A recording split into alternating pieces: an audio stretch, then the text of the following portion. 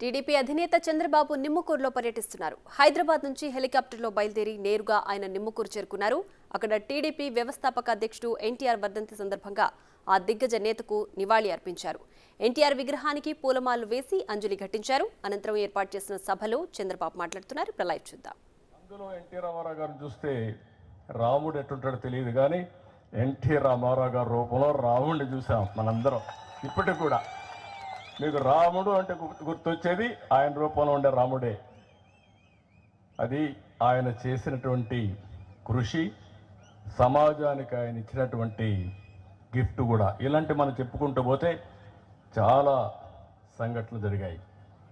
అయితే ఇక్కడ నేను ఇప్పుడు ఈరోజు 28వ వర్ధంతి సందర్భంగా నేను నిమ్మకూరుకు వచ్చి ఒక విధంగా తెలుగుదేశం పార్టీ అధినేత, రెండో విధంగా నాకు కూడా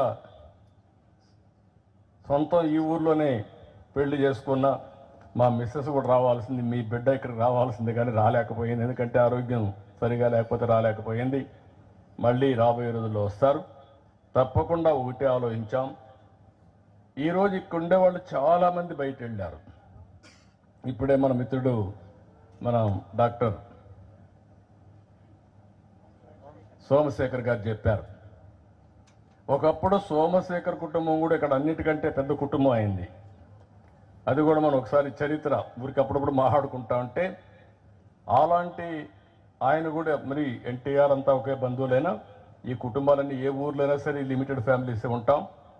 అక్కడి నుంచి ఒక్కొక్కరే ఎదిగి ప్రపంచంతో కూడా స్ప్రెడ్ అయ్యే పరిస్థితి వస్తుంది. అయితే ఈరోజు ఈ సందర్భంగా నేను వచ్చి 75 సంవత్సరాల్లో చేయలేని పని రాబోయే 20 సంవత్సరాల్లో చేసి చూపించగలిగితే అది ప్రపంచానికి మనం ఇచ్చే నిజమైనటువంటి ఒక విజన్, ఒక సొల్యూషన్. మీరు ఒక్క విషయం గుర్తుపెట్టుకోవాలి. 1991 వరకు మన రోడ్లు బాగలేవు, చూసుంటారు.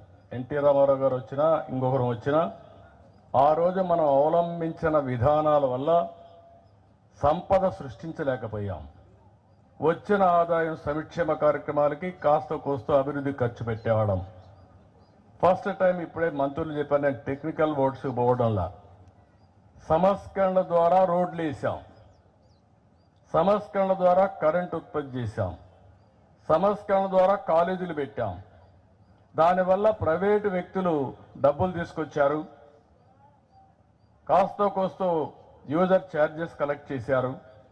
బ్రహ్మాండంగా రోడ్లు వచ్చాయి. నిమ్మకూరు మెయిన్ రోడ్డు చూస్తే బందర్ నుంచి నేషనల్ హైవే వచ్చిందంటే అది టోల్ పే చేస్తున్నాం, కానీ సస్టైనబుల్ మోడల్లో సంపద సృష్టించాం.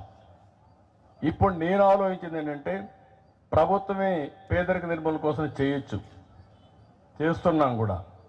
ఇప్పుడు మన ప్రభుత్వం ఉంది, ఇక్కడ 10 రూపాయలు మీకు ఇస్తుంది, 100 రూపాయలు మీ దగ్గర నుంచి లాగేస్తుంది. అంటే ఇంకెప్పటికీ మీరు నిరుపేదలుగానే ఉంటారు. మీకు తెలియకుండా 10 రూపాయలు ఇచ్చినప్పుడు 10 రూపాయలు వచ్చిందనుకుంటారు.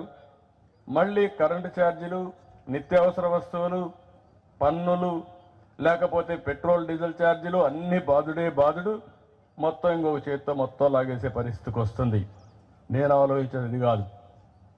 సంపద ద్వారా వచ్చిన డబ్బులు నిరుపేదలకి 15 రూపాయలు ఇచ్చి, ఆ 15 రూపాయలు 100 రూపాయలు ఎటు చేయాలి, 100 రూపాయలు 1000 రూపాయలు ఎటు చేయాలి, 1000 10,000 ఎటు చేయాలి.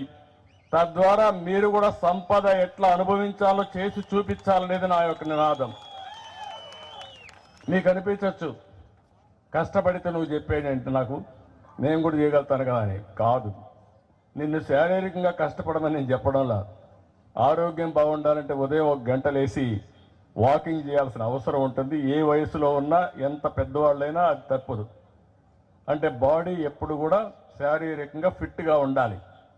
ఇంకొక పక్క ఎవరైతే ఎప్పుడూ పని చేస్తూ ఉంటారో మైండ్తో, మైండ్ అండ్ బాడీ ఫిట్గా ఉంటే మీకు ఏ ఇబ్బందులు ఉండవు, జీవితంలో ఎక్కువ రోజులు బతుకుతారు.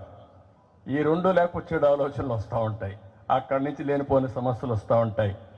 అందుకే ఈ నాలెడ్జ్ ఎకానమీలో, ఆధునీకరణలో ముందుగా ఈ నిమ్మకూరు నుంచే ప్రారంభించి ప్రపంచంతో ఈ నిమ్మకూరును అనుసంధానం చేసి ఈ ఊరిలో ఉండే పిల్లలు ప్రపంచం అంతా పనిచేసి డబ్బులు సంపాదించేదానికి శ్రీకారం చుడతామని చెప్పి నేను మీ అందరికీ తెలియజేస్తున్నా. ఆ కార్యక్రమానికి ఈరోజు నాంది పలికాం.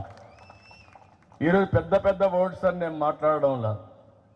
ఈరోజు చాలామంది ఎన్ఆర్ఐలు ఉన్నారు, చాలామంది డబ్బులు సంపాదించే ఉన్నారు. ఈ ఊర్లో ఒకసారి ప్రొఫైల్ చూస్తే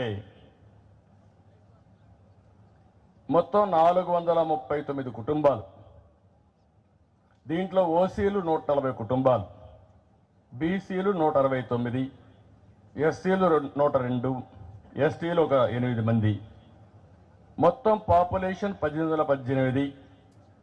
వివిధ కమ్యూనిటీస్ ఉన్న కమ్మాస్ ఉన్నారు 160 మంది, కాపులు ఉన్నారు ఒక 80 మంది, బ్రాహ్మిన్స్ ఉన్నారు ఒక 24 మంది, గౌడ ఉన్నారు ఒక 240 మంది, కుమ్మరు ఉన్నారు 90, చాకలు 40, మంగలు 8, నాయ బ్రాహ్మణ్ 4, ఎస్సీ మాల 212, ఎస్టీ ఎరుకల 23.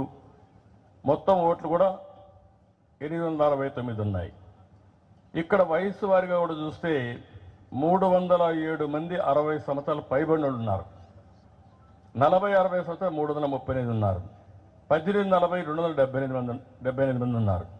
15-18 80 మంది ఉన్నారు. 6-14 చదువుకునే వయసులో 134 ఉన్నారు. చిన్న పిల్లలు ఒక 93 మంది ఉన్నారు. ఇంకొక పక్కన ఇక్కడ నుంచి కుటుంబాలు చూస్తే దగ్గర ఈ ఊర్లో 1800 ఎకరాల భూమి ఉంది. 1800 ఎకరాల భూమి ఉంది. వ్యవసాయం చేసేవాళ్ళు మాత్రం 80 మంది, లేకపోతే రఫ్గా లేబర్గా ఉండే కూలీలుగా ఉండేవాళ్ళు 339, ఉద్యోగస్తులు ఎంప్లాయీస్ ఒక 20. ఈ ఊరు నుంచి బయట వెళ్ళిపోయిన వాళ్ళు ఒక 500 మంది ఉన్నారు. దగ్గర 500 మంది వెళ్ళిపోయారు ఇక్కడి నుంచి, ఊరు నుంచి. డాక్టర్స్ 30, బిజినెస్ మ్యాన్స్ ఒక 20, ఎంప్లాయీస్ ఒక 450 మంది. ఈ ఊరు నుంచి వెళ్ళిపోయిన వాడు ఒక్కరొక కుటుంబానికి గైడెన్స్ ఇచ్చి పైకి తీసుకురాగలిగితే పేదరికం ఉంటుందా అనేది మీరు ఆలోచించాల్సిందిగానే మిమ్మల్ని అందరినీ కోరుతున్నా. ఇప్పుడే ఒక మిత్రుడు మాట్లాడాడు, ఇక్కడే ఉన్నాడు.